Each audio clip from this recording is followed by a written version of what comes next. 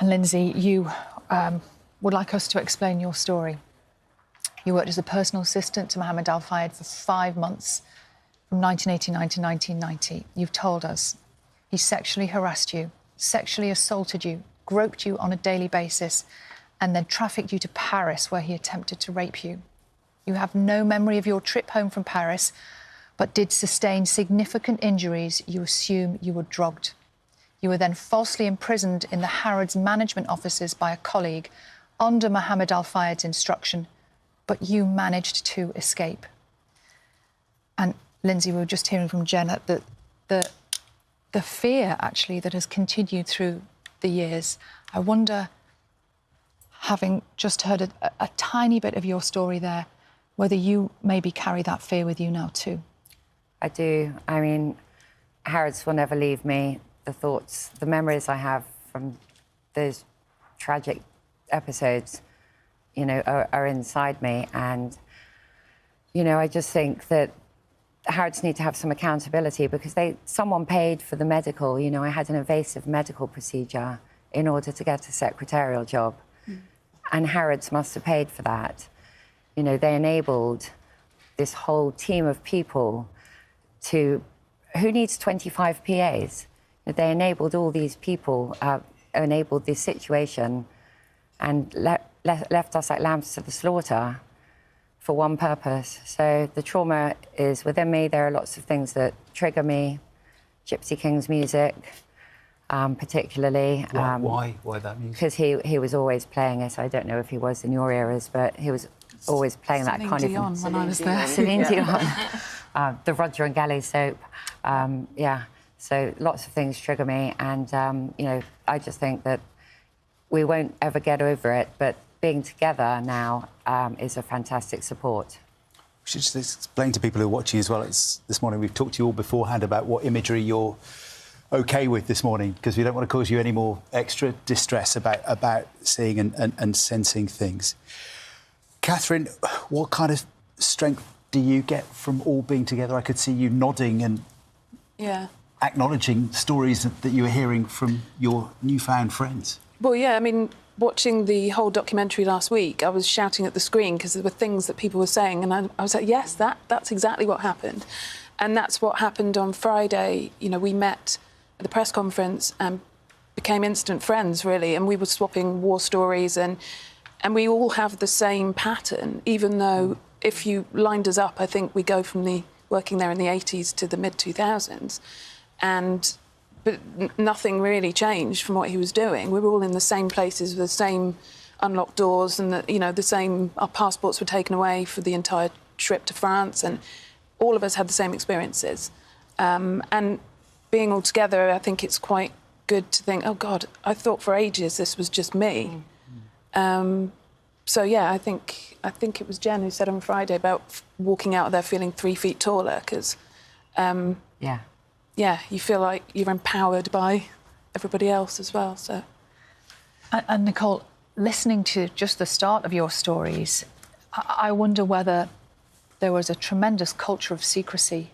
Yeah, it really for felt a long like time. That. Yeah, I think I really did feel that people weren't being honest and open, but it was a really difficult thing to broach, because I actually didn't know what was true, what wasn't true. There were lots of rumours and, you know, people sort of talked.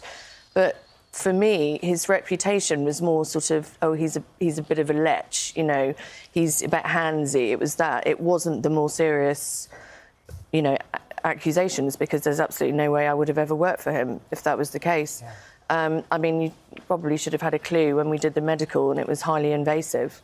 And I remember thinking, hang on a minute, you know, that's not right. But it was sold to me as an MOT, like a Bupa full, you know, full body MOT. Aren't you lucky? This would cost you thousands. You're so lucky getting this. And that's how it was, you know, we were basically gaslit into accepting behaviour that really wasn't normal at all. Yeah.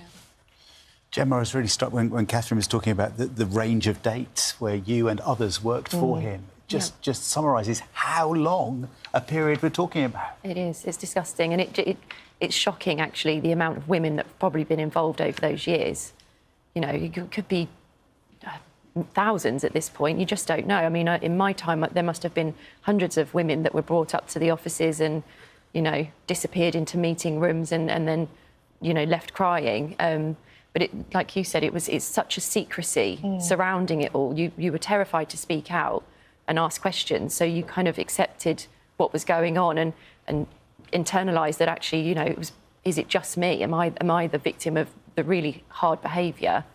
It's just terrifying to think of.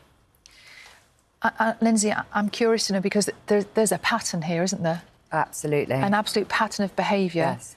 Tell us about the significance of the trips, the foreign trips.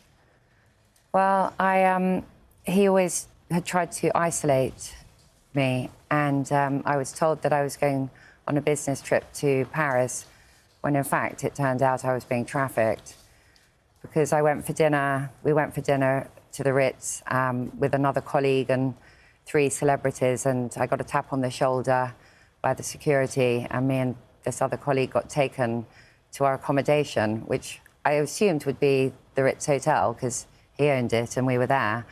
But we got taken to Dodi's flat, and as you walked in, all the doors locked behind you, and I said to the security guy, you know, what's that all about? And he said, oh, it's just to keep you safe, but it was to make sure you couldn't escape. So, yeah, that was my experience, and it was the most terrifying night of my life. Yeah. Jen, yeah, I think we're just all speechless, aren't we? Just listening to the stories. You must share that sense of, even though you've been through it, that sense of incredulity that so many others were going through. Absolutely, and I think I, as far as I'm aware, were one of the earlier people to have worked for him at Harrods. And I felt at the time that it was just happening to me. Isolation was a really important thing for him. He made you feel like you were the only person that he was doing this to. But you have to remember as well, our phones were tapped. There was surveillance cameras in our office. I had a flat in Park Lane that was given to me by Mohammed to live in, and I found out at a later date that also had cameras in it. And so we never had an opportunity to speak to one another and try and find that common ground, that this wasn't just happening to you, because we were constantly living in fear of the fact that we were being listened to and watched at all times. And as sad as it is, one of the things that's given me huge comfort is that kind of safety in numbers thing now, that it wasn't just me. I mean, it's terribly sad how many women it's happening to, and I think there are still probably victims out there that haven't had the strength yet to come forward. Do you think that sense of being watched, being monitored at that time, do you think that then lasted for years? Is that one of the reasons why you felt you couldn't come forward, didn't want to speak about this for so long? Yeah, I think also the other thing that none of us have spoken about yet, but certainly for me was a huge issue, is feeling deeply ashamed of what happened, feeling guilty, feeling that somehow this was my fault. Was my skirt slightly too short? Was my lip gloss slightly too glossy? And I have spent the last 35 years thinking that was my fault, that what happened was my fault, that I stayed for nearly 5 years, that was my fault. I was terrified to leave. I had threats made against myself and my family if I were to leave and speak about it. So it took me a great deal of courage to be able to even voice the words. And in situations like this, very often the perpetrator will take your power away. That's what happens, isn't it? You feel powerless. Was there ever a moment that you could try and, despite that, confront him? And if you did, what happened? Well, I lost my job. I said no, get away from me, and that was it. So that's what happens there. Which ultimately I was glad about. I was lucky to get out. Mohammed had said to me that when I first worked for him, that I was to look upon him as a father figure, and that he would protect me, care for me, look after me, hence the apartment, so that I didn't have to travel home late at night. And he asked me to call him Papa when we were on our own with him. And so when the abuse started and the attacks became more regular, my response time after time after time was to say, you can't do this. I look at you as a father figure. Please don't behave in this manner. And And to some degree, in certain circumstances, that worked. In others, not so much.